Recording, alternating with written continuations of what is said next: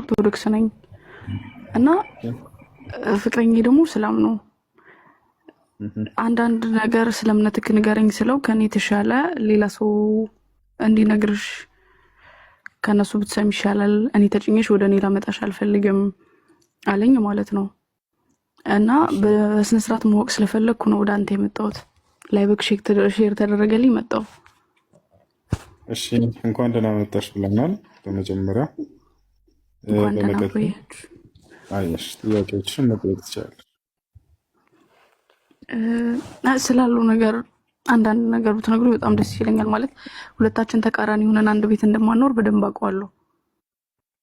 እሺ ጥሩ። አሁን ስለ ኢስላም እንዲሁም ደግሞ ስለ ክርስትና ፍትሃዊ ሆነን ሁለታቸውንም ከየራሳቸው መጽሐፍቶች ለመሆኑ አምላክ በነቢያት በኩል የደነገገው ትክክለኛው ሃይማኖት የትኛው ነው የሚለውን እናቅርብ።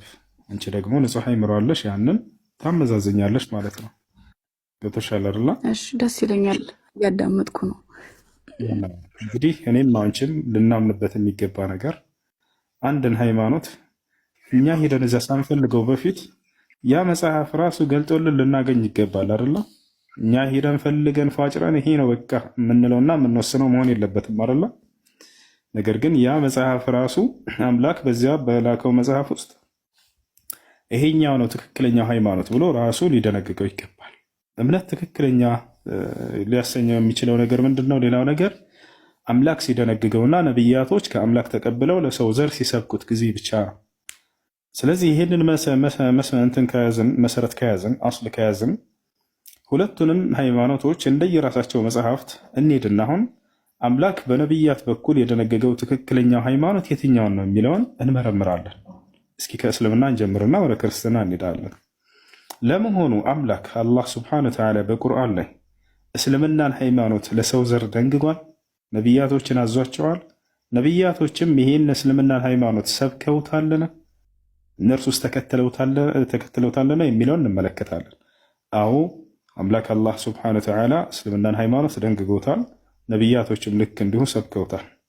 ማስረጃ የቁል አላህ ሱብሓነሁ ወተዓላ ኢነ ዲነ ዒንደ ላሂ ልኢስላም። አምላክ አላህ ሱብሓነሁ ወተዓላ ሱራ አሊ ዕምራን ምዕራፍ 3 ቁጥር 19 ላይ ምን ይላል? ትክክለኛው ሃይማኖት ከእኔ ከአምላካቸው ዘንድ እስልምና ሃይማኖት ብቻ ነው ይላል። በሌላ ቦታ ላይ ምን ይላል? ወረዲቱ ለኩም ልኢስላም ዲና ይላል። እስልምናን ሃይማኖት ብቻ ወደድኩላችሁ እያለ ይናገራል። በሌላ ቦታ ላይ አምላክ አላህ ለቀደሙት ነቢያት ሁሉ ደንግጎት እንደነበረ እስልምናን ሲናገር ምን ይላል? በሱራ ሹራ ላይ ሁለተኛው ገጽ ላይ ሸረዐ ለኩም ሚነ ዲን ማ ወሳ ብሂ ኑሐን ወለዚ አውሐይና ኢለይከ ወማ ወሰይና ብሂ ኢብራሂመ ወሙሳ ወዒሳ ይላል። እነሆ ይህን እስልምናን ሃይማኖት እኔ ደነገግኩላችሁ አለ። ከዚህ በፊት ኖህን፣ አብርሃምን፣ ሙሴን፣ ክርስቶስን አዝዤባቸው የነበረን ሃይማኖት እያለ ይናገራል ማለት ነው። አያችሁ፣ ይህ ነው አምላክ አላህ ራሱ እንደደነገገው የቀደሙትን ነቢያቶች ሁሉ አዞባቸው እንደነበረ አሁንም እንዲሁ ለእናንተው ይህን እስልምናን ሃይማኖት ልክ ለቀደሙት ነቢያት እንደደነገግኩላቸው እናንተንም አዘዝኳቸው እያለ ይናገረናል ማለት ነው። አሁን ወደ ቀጣይ ስንሄድ ነቢያቶችስ እስልምናን ሰብከዋል ወይ ብለን ስናይ፣ አዎ ለናሙናነት ያክል የተወሰኑትን እንግለጽ። ያዕቆብን እንውሰድ። በሱረቱል በቀራ ላይ ያዕቆብ ምን ይላል?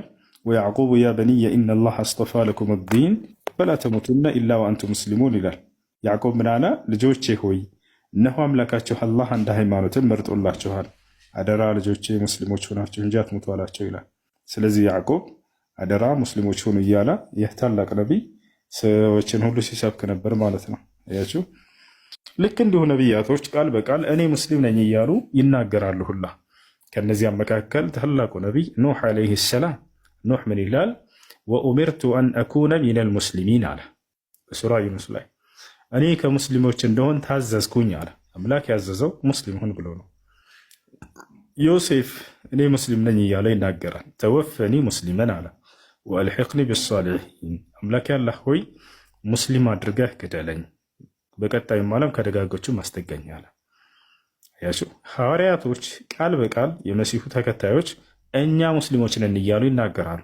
ሱረቱል ማኢዳ ምዕራፍ 5 ቁጥር 111 ላይ ምን ይላሉ? ወኢዝ አውሐይቱ ኢለል ሐዋርይን አን አሚኑ ቢ ወቢረሱሊ ቃሉ አመና ወሽሀድ ቢአንና ሙስሊሙን። ሐዋርያቶች እኛ ሙስሊሞች ነን እያሉ ቃል በቃል ተናግረዋል። ስለዚህ አምላክ አላህ ራሱ እኔ ደነገግኩላቸው እስልምናን ብሎ ተናግሯል። ልክ እንዲሁ የቀደሙትንም ነቢያቶች እናንተንም እስልምናን ሃይማኖት ደነገግኩላችሁ ብለዋል።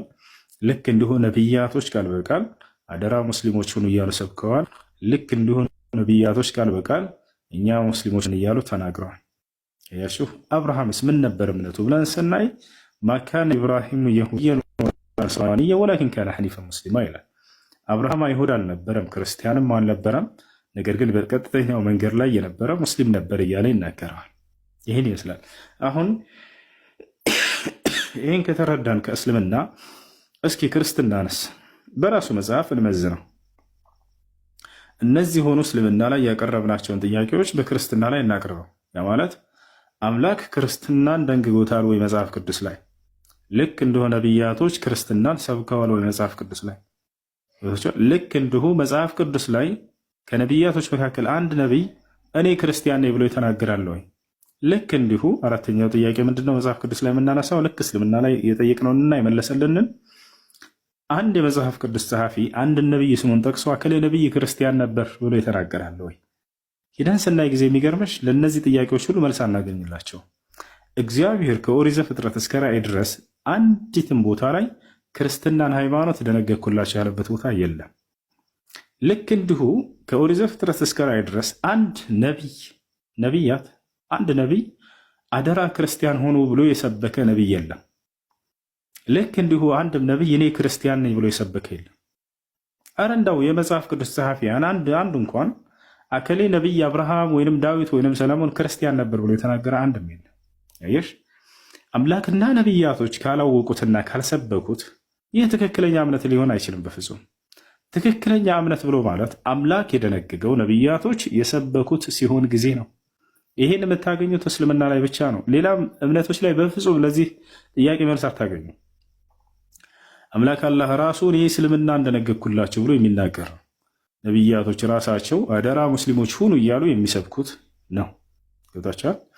ይህን ይመስላል ወገናችን። በጣም አመሰግነው። የእውነት በጣም አመሰግናለሁ። ያለውን ነገር ከዚህ በላይ ምናልባት ማንበብ የምችላቸው መጽሐፎች ካሉ ሼር ብታደርጉልኝ፣ ፒዲኤፍ ካለ ያው ያለሁት ስደት ላይ ስለሆነ መጽሐፎችን አሁን ማግኘት ላልችል እችላለሁ። ምናልባት በፒዲኤፍ ካላችሁ ግን እዚህ ጋር ያላችሁ በሙሉ ብትልኩልኝ ደስ ይለኛል። ማንበብና ይበልጥ ማወቅ ፈልጋለሁ።